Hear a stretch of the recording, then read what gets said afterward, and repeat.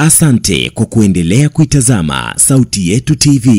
Kama bado hujasubscribe Sauti Yetu TV, gusa kitufe chenye alama nyekundu kisha alama ya kengele ili uwe wa kwanza kupata habari na matukio mbalimbali. Hii ni Sauti Yetu TV.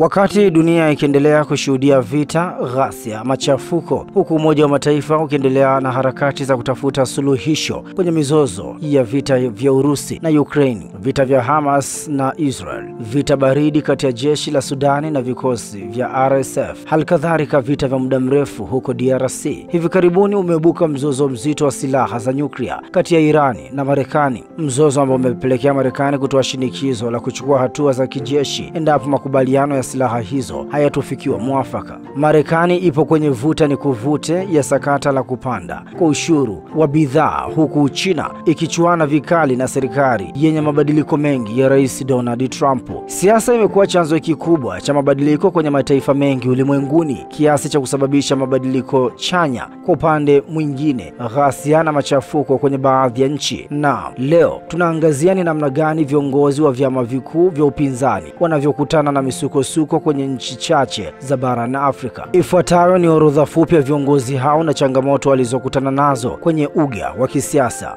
Robert Kyagulanyi aka Bobi Wine wa Uganda. Hivi karibuni kumekuwa na mwamko mkubwa wa siasa kwa vijana nchini Uganda, ikiwa ni sababu kubwa ya mwanamuziki maarufu nchini humo Robert Kyagulanyi maarufu Bobi Wine kujitosa kwenye kinyang'anyiro cha kiti cha urais, akichuana vikali na rais wa sasa aliyepo madarakani Yoweri Kaguta Museveni. Mnamo mwezi Agosti mwaka 2018, msanii maarufu Uganda Bobi Wine alishtakiwa kwa kosa la uhaini. Yeye na wenzie 33, wengi wao wakiwa ni wanasiasa, walikamatwa punde baada ya msafara wa Rais Museveni kushambuliwa na mawe. Mahakama nchini Uganda ilisema kuwa kiongozi huyo mkuu wa chama cha upinzani na wenzake walikuwa na mpango wa kumdhuru rais wa nchi hiyo. Hata hivyo, kwenye mahojiano alisema siku chache zilizopita Robert Kyagulanyi Bobi Wine ameweka wazi nia yake ya kuendelea na siasa licha ya msuguano mkali uliopo baina yake na Rais Yoweri Museveni na mwanae Jenerali Kainerugaba Muhoozi. Kizza Besigye wa Uganda. Tukisalia nchini Uganda, pasina shaka umeshawahi kumsikia mwanasiasa kutoka nchini humo ambaye ni kinara wa mashtaka ya uhaini baada ya kushtakiwa mara 2 kwenye kipindi cha miaka 15. Hapa namzungumzia Kizza Besigye ambaye pia ni kiongozi wa upinzani nchini Uganda. Besigye alishtakiwa mara ya kwanza mwaka 2006 kwa kosa la uhaini na baadaye mwaka 2016 ambapo alishtakiwa kwa kosa la kujiapisha kuwa rais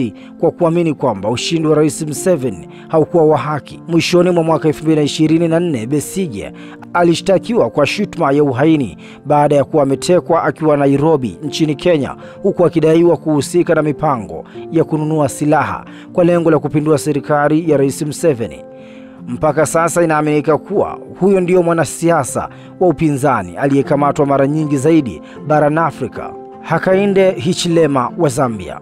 Hatimaye tuangazie upande wa kusini mwa Tanzania. Tunakutana na rais wa sasa wa Zambia, Hakainde Hichilema, aliyeshtakiwa na uhaini baada ya kugoma kuupisha msafara wa rais wa wakati huo Edgar Lungu. Inaelezwa kuwa sababu za Hakainde Hichilema kutopisha msafara huo ni kwa sababu alikuwa hamtambui Edgar Lungu kama rais halali wa Zambia. Hii ni baada ya kupoteza kura chache kwenye uchaguzi. Baada ya Hichilema kuachiwa uhuru, alitangaza kuwa rais wa Zambia wakati huo, ikiwa ni Agosti 16 mwaka 2021. Ousmane Sonko wa nchini Senegal.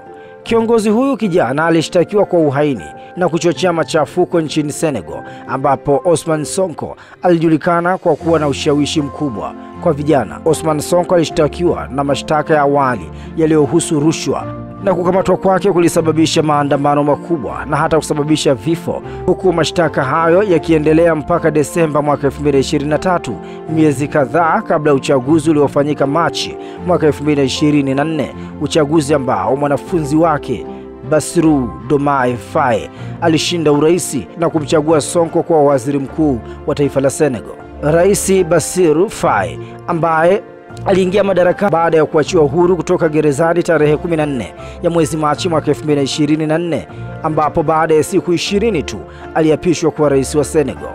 Ernest Bai Koroma wa Sierra Leone. Na mwisho kwenye orodha yetu ya leo ni rais wa zamani wa Sierra Leone Ernest Koroma, ambaye madhira ya uhaini hayakumwacha salama, ambapo alihusishwa na matukio mawili ya kutaka kupindua serikali ya Sierra Leone, matukio ambayo yalitokea baada ya kuvamiwa kambi ya kijeshi kufuatiwa uvamizi wa magereza. Miaka hivi karibuni yametokea mapinduzi kadhaa ya kijeshi barani Afrika, hasa kwenye nchi za Jumuiya ya Kiuchumi ya Afrika Magharibi, yani ECOWAS, huku fukuto la vita Jamhuri ya Kidemokrasia ya Kongo bado ikiwa ni kizungumkuti, hali iliyopelekea ongezeko kubwa la wakimbizi, kukithiri kwa vifo na vitendo vya ubakaji. Nchini Tanzania, kiongozi wa upinzani kutoka Chama cha Demokrasia na Maendeleo Chadema, Tundu Lissu, akiendelea kushikiliwa na jeshi la polisi kwa shutuma za uhaini, huku tume huru ya uchaguzi nchini Tanzania ikitangaza kuwa Chama cha Demokrasia na Maendeleo Chadema kimekosa vigezo vya kushiriki uchaguzi mkuu wa mwaka 2025. Makala hii fupi inaongozwa na matukio kadhaa ya viongozi wa siasa na vyama vya upinzani barani Afrika, imeandaliwa na Musa Ramadhani. Msomaji wako ni mimi Idi Mashaka Abdallah. Tunakusihi endelea kufuatilia mitandao yetu ya kijamii kama YouTube na Instagram kama Sauti Yetu Online TV ili kuendelea kuelimika na kuburudika. Asante.